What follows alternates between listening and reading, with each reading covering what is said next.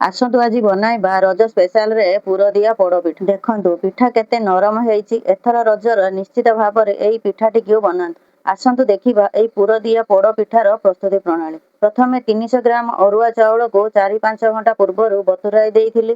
ଏବେ ଏହାକୁ ଭଲ ଭାବରେ ଧୋଇ ନେଇଛି। ତାକୁ ଏବେ ଜାରରେ ଦେଇଦେବା। 15 ମିନିଟ୍ ପୂର୍ବରୁ 100 ଗ୍ରାମର ଚୁଡ଼ାକୁ ବତୁରାଇ ଦେଇଥିଲି। ତାକୁ ଏବେ ଏଥିରେ ପକାଇବା।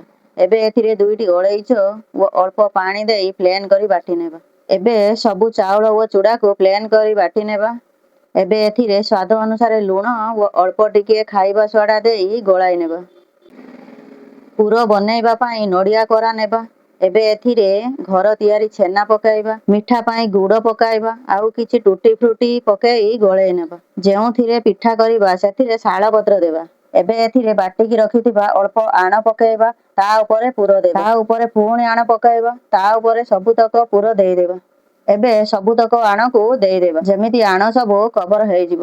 ଏବେ ଏହା ଉପରେ କିଛି ଖଣ୍ଡ ନଡ଼ିଆ ଓ ଟୁଟି ଫ୍ରୁଟି ପକାଇବା। ଭଲ କରି ଲୋ ଫ୍ଲେମ୍ରେ 1 ଘଣ୍ଟା ପାଇଁ ବସାଇବା। 1 ଘଣ୍ଟା 15 ମିନିଟ୍ ଭିତରେ ମୋ ପିଠା ଭଲ ଭାବରେ ସିଝି ଯାଇଛି। ଏବେ ଏହାକୁ ଥଣ୍ଡା ହେବା ପାଇଁ ଛାଡ଼ିଦେବା। ପିଠା ଭଲ ଭାବରେ ଥଣ୍ଡା ହୋଇଯାଇଛି। ଆକୁ ଏବେ ବାହାର କରିନେବା। ମୋର ଏହି ପୁରଦିଆ ପୋଡ଼ପିଠାଟିର ପ୍ରଣାଳୀ ଯଦି ଆପଣମାନଙ୍କୁ ଭଲ ଲାଗିଥାଏ କମେଣ୍ଟ କରି ନିଶ୍ଚିତ କହିବେ। ରହିଲି। ଜୟ ଜଗନ୍ନାଥ।